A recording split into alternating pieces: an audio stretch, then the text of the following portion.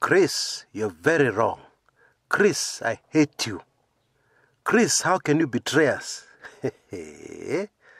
And anyway, somebody had warned me. They had told me that this recording on Miguna and the future of the NRM, do not release it. Okay? Just keep quiet. Yeah? You have the prerogative just to keep quiet, not to comment on some certain sensitive issues. Nope, that's not me. Okay? What I will always do in this channel is to be consistent. And I will be consistent in telling you the truth as I see it. I'm human. I could be wrong. And when I'm wrong, I'll come out and say, on this one, folks, I am sorry, but I was wrong. Yeah? Human beings make mistakes. I'm not perfect. And in any case, when things change, I'm very quick to rush to the studio to make a new video. Yeah? So that I keep you up to speed. Yeah? And I will tell you clearly what I believed yesterday is no longer true because of 1, 2, 3. Yeah? Even though kunaendanga in this channel. Yeah? And I need to remind all of us once more, yeah, that the biggest challenge, the biggest obstacle a political analyst has to face, or even a person who wants to analyze political developments correctly, is something called emotions. Yeah? When emotions come in, they cloud you, you stop thinking, you start feeling. Okay? And when that happens, chances of you getting it right are 0. Na hiyo si msomo. Anyway, let us backtrack a little. Okay? There are a lot of things that happened on Friday. Okay? And many people are still struggling to come to terms with what happened. Many people are still struggling to analyze exactly what it means. Okay? So let's just go back a little. Yeah? Explain a few things. Because later on from the comments I saw in the comments area, I realized that I had assumed that all of you guys have some background information, which I have. You know, sometimes when you speak, you just talk, yeah, and you assume people know what you know, yeah. So let's get all together onto one page. Let me just give you a lot of background that is very necessary, so that we clearly understand what happened on Friday, and we clearly understand going forward what we should expect.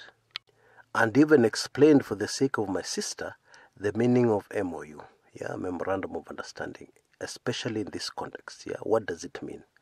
What kind of Memorandum of Understanding did these two leaders sign? These two excellencies, yeah? What legal basis does it have, if any? Yeah, I'm sure those are the questions which are burning. So let's get on to it right away. And let's start with some very fascinating information on the way a presidency works. Now, I don't blame anybody on this, because movies have informed us a lot. Yeah, we've all watched movies involving the President of the United States of America. Yeah, the guy who has advisors surrounding him, people coming in with information, and he makes decisions. So I'm sure all of us assume that Uhuru is sitting somewhere, people come in and tell him, Uhuru, Raila ameenda Uhuru Park, tufanye nini? Nope, it doesn't work like that. Okay? Especially in Kenya, where we've insisted in having an office that can only give high blood pressure, heart diseases, and other stress-related diseases to the holder of that office. We have insisted on having a presidency that micromanages everything in our life. Moi style. Yeah, we just can't get away from the Moi style of doing things. Now, for you to be a leader, you have to constantly think ahead. Yeah? And this is even more true for the President of the Republic of Kenya. When you and I and everybody else are engrossed in the activities of yesterday, today, and maybe towards the end of the week, the mind of the President is most engaged on next month and the month after that. That's how it works. Let's look at a very simple and relevant example. Before the August 8th elections, when the President was planning his re-election bid and planning what was going to happen in those elections, the alignments in the country were already very clear. Yeah, they'd already emerged. Okay? And this is one of the reasons why there was such an elaborate plan to rig those August 8th elections, yeah? But that is a story for another day. And so thinking way ahead, it must have been realized that after those elections, one person called William Samoei Ruto will be in a very powerful position.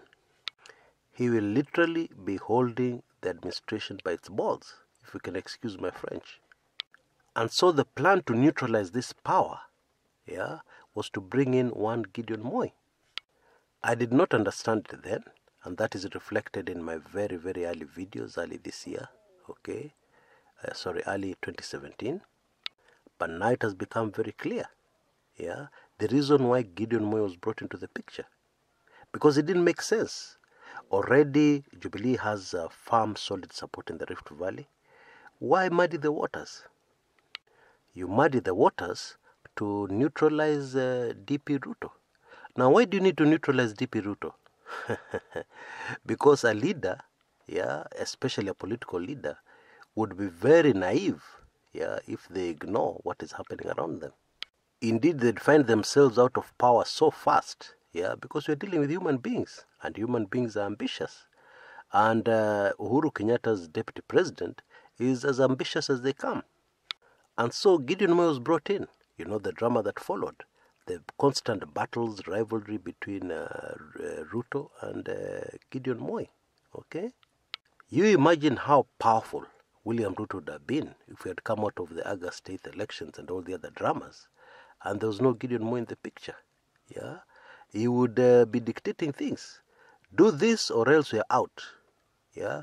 You must do this, Mr. President. You must. I order you. Yeah, because he has the political clout. He's the only glue holding that government in power. Yeah, without the Rift Valley, without William Ruto, there's no Jubilee presidency. It's as simple as that. Now, this is a very important thing to note, and the reason why I've given you that background. Yeah, coming into the decision on last Friday, yeah, to do a deal with Raila, okay, the president must have seen 2-3 months down the road, okay, in making that decision. Because a lot of people are looking at the current situation. Yes, there's trouble in the Rift Valley, but we're waiting to see how that develops. There's a problem here, but it is not out of hand. So there's no reason to talk to Raila. That was the reasoning, yeah. So what did the president see 2-3 months down the line, yeah, that forced him into the negotiation table, yeah, knowing that the only way out now was to talk to Raila? What was it? I will tell you about that after the short commercial break. See you in a bit.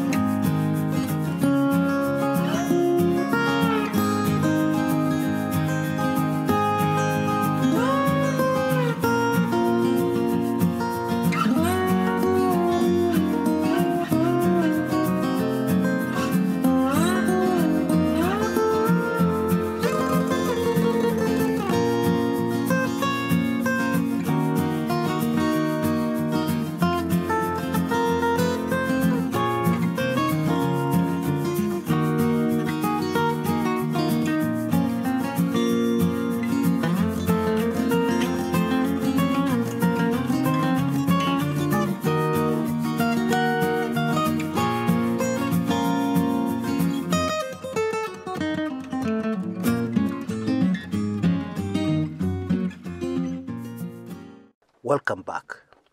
Now, before I paint a picture of what the president saw, yeah, some months down the line, yeah, that forced an agreement with Raila Odinga, let me tell you a story, okay? And this story just illustrates why presidents are paranoid, yeah, about knowing the future well in advance, about getting information that would affect the future well in advance, okay? And let's go back to the year 1991. That December, Parliament had just repealed Section 2 of the Constitution, walikuwa wameifuta, yeah, revoked it. And the effect of that was that Kenya had been restored back to a multi-party democracy. Because before that December, Kenya was legally a one-party state. The only way to practice politics was to join KANU. You could not form your own political party. So going into the Christmas of 1991, Kenyans were delighted. Kenyans were very happy. Kenyans indeed that year had a very Merry Christmas. Then during that holiday period, drama. Just after Christmas, Mwai Kibaki called a press conference in Mombasa. Yeah. Now, retired President Mwai Kibaki always used to spend his holidays in Mombasa. All top government officials always used to spend their holidays in Mombasa. And so Mwai Kibaki calls a press conference. Now, even the press, the journalists had to scramble around to get their numbers because even the journalists are on their Christmas, yeah? So they get all these reporters inside this press conference because Mwai Kibaki has a very big announcement to make. And indeed, it's a big one. And in that press conference, Mwai Kibaki announces the formation of a new political party to be called Democratic Party of Kenya. Now, to political analysts at that time, that was normal. Yeah, to the people in newsrooms, the news editors, that was normal. After all, the country had repealed Section 2 of the Constitution at that time, yeah, allowing Kenya to be a multi-party democracy. And therefore, in a multi-party democracy, we need political parties, yeah. So this was just one of the formations of the many political parties that are going to be formed, yeah, in the coming days, weeks, and months. Admittedly, this was a big one because Mwai Kibaki was a former vice president and a national politician, yeah. But to political analysts at that time, Mwai Kibaki was not really a serious political factor, yeah. There were other people like Kenneth Njindo Stanley Matiba, yeah, very popular politician from Murang'a. But as a result of that press conference, some very drastic things suddenly happened, yeah, in quick succession. The news editor of KTN at that time, Rose Lukalo, was fired. Why? Because heads had to roll, and she had aired that press conference live. Yeah, it was breaking news, and it was aired on KTN live, so that every Kenyan knew that there was now a new political outfit in the country called Democratic Party of Kenya, led by Mwai Kibaki. But that was not the big news. The big news was the intelligence chief in the country, the spy boss, if you will, was also fired. Now, we need a bit more background here. The intelligence chief at that time was a man called James Kanyoto. Legendary James Kanyoto, yeah, is now deceased. James Kanyoto took over as the country's intelligence chief in 1965, when he was only 26 years old. And what is more, he had survived the regime change from President Jomo Kenyatta to President Daniel Arap Moi, which had happened almost 15 years earlier. Yeah, 15 years earlier than this 1991 very memorable December. Now, James Kanyoto was an extremely fascinating character, okay? And I had even further inside information on this man because my lecturer, my political lecturer, knew him personally. Indeed, my political lecturer for many years was one of the very few people in Kenya who knew what James Kanyoto looked like. The man was a real spy chief, yeah? No newspaper, foreign or local, no news media house, foreign or local, had a photograph of James Kanyoto. Nobody knew what he looked like. They just knew the name and the title, the office he held. Even very senior government officials had no idea what James Kanyoto looked like. I kid you not. It was only in 1998, over 7 years after his retirement, or is it firing, yeah, that Kenyans first had their first glimpse of what James Kanyotu looked like. Yeah, he was forced by a court order to come and testify before a commission investigating the Goldenberg scam and a man called Kamlesh Patni. Yeah, and so for the first time ever, yeah, Kenyans got a glimpse of what their spy chief, their former spy chief, looked like. Anyway, James Kanyotu was fired during a telephone call, yeah, which has widely become available. The contents of that telephone conversation between him and the president has found its way into the media. Yeah, it's in public knowledge. And it went something like this. This is President Moi on the phone to James Kanyotu. So, of course, the president speaks first. Why didn't you tell me that Kibaki was forming a political party? So Kanyotu responds, sir, I was not aware. Now, you know, such an answer can never come from a spy chief, especially a spy chief in Kenya over such a major political development. It is said Moi responded something like, what do you mean you're not aware? Or are you not aware because of the fact that you come from the same community? Now, it is no secret that Moi was paranoid about the Kikuyu community. Yeah, that is not a secret. Everybody knows. But coming back to my point, the main reason Moi was livid was because this had caught him unawares. He had learnt about it at the same time other Kenyans had learnt about it in the media.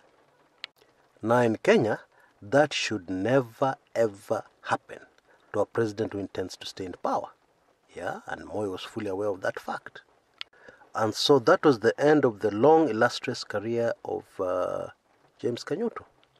He was later brought back as a consultant, yeah, to help the government, yeah, so that you know just how valuable this Kenyan was. He just knew too much. He just had too much history, secrets of the country to be ignored. Of course, the person who took over from James Kanyotu was Stephen Kivuvani. Yeah, and those who are worried about tribes and where somebody comes from, he hailed from the Kamba Nation. And he held that office for a very brief period because that was a very stormy period, you know, the coming of multi-party and so on. But my point is, the Kenyan president is always 3, 4, 6 months, 1 year ahead of the rest of us. Yeah, that is how you rule. You don't rule from the pants, from the seat of your pants. You don't rule on knowing information now and acting on it now. You rule from doing possible scenarios of the future and handling problems before even they become full-blown problems. So this is the problem which was in Uhuru Kenyatta's plate, yeah, before that Friday. Now in part 1 we spoke about how the Rift Valley problem was handled way before the August 8th elections. But now there was a new brewing crisis. Now we do not know what the Rift Valley were planning. We don't know what scheme they were hatching. But we know that whatever it was not good for the Uhuru Kenyatta presidency. Yeah? And I'm almost certain that whatever it was, the presidency was very much aware of it. But apart from that, we saw something crazy happening. Yeah? Let's dwell on what we saw. Okay? We saw over 150 legislators, yeah, sign a petition to impeach Health CS Cicely Kariuki. In other words, over 150 legislators within Parliament were defying the presidency of the Republic of Kenya. Now think about it for a minute. Yeah, that is almost half the August House. Okay? Now when you get such a large number of MPs, yeah, rebelling against the presidency, you're in trouble. Because what it simply means is that impeaching you as the president is very easy. Yeah, 150 MPs. And you know, most of us missed this news, including me. Yeah, I have to confess. I missed it because I did not grasp the significance. Oh, that thing had huge significance. Now let me ask you a simple question. Do you think as a president you can survive with the 150 legislators, yeah, against you? Not possible. Now I can hear somebody saying, oh, Chris, don't exaggerate. They were not against Uhuru. They were impeaching Cicely Karaoke. Okay, I hear you. But take very careful note of this fact. We know that since 2013, State House has been micromanaging Parliament. Okay? Parliament has been a mere rubber stamp.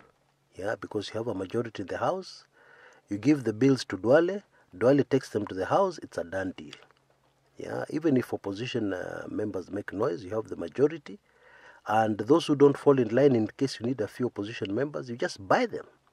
Okay? So the executive was fully in control. But here's a situation whereby almost half that House, yeah, comes out and says we're going to impeach Cicely Karaoke. And even DP Ruto coming out, because most of those legislators were from the Rift Valley, even DP Ruto coming out and saying, no, stop. This bill is a non-starter. You cannot impeach. Yeah, they just ignored him. Now you tell me if that is not a serious crisis. Yeah. Now it's very interesting. Take very close note of this. The Rift Valley has cooled down considerably since the Friday deal between the two excellencies, President Uhuru Kenyatta and President Raila Odinga. Rift Valley has cooled down considerably. What? Now I see I've run out of my time. We will go deeper into this in the next episode of this series. Don't miss it. As soon as it's ready, it will be available. You'll just have to click on the link on your top left-hand corner and you'll be there. This is Kshs Kumekucha.